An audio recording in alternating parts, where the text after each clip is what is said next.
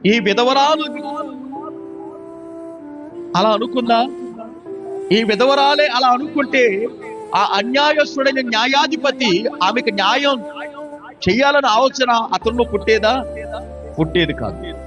కానీ ఆ విధవరాలు, ఆ అన్యాయస్తుడైన న్యాయాధిపతి కొంతకాలం ఆమె చెప్పుతున్న మాటలను ఒప్పకపోయినప్పటికీ ఆమె ఏం చేసింది?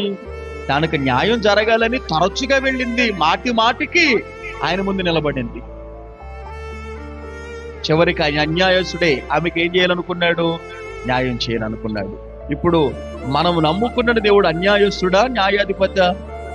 న్యాయాధిపతి. ఆయన ప్రతి ఒక్కరికి ఆయన న్యాయం చేసేవాడు. ఆయన ఎవ్వరిని అనాథులకి విడిచిపెట్టేవాడు ఆయన కాదు. మనుషులైతే మాటి మాటికి వెళితే మనల్ని ఏం చేస్తారు? మరి మాటి మాటికి వస్తున్నాడు ఏంటంటే మనల్ని వెళ్ళగొడతారు.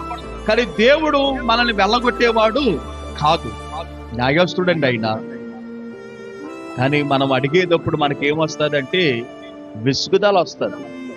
బైబిల్ చెప్తున్న మాట, మీరు విసుగక చెప్పాలి, విసుగక ప్రార్థన చేయుడి అని బైబిల్లో రాయబడింది.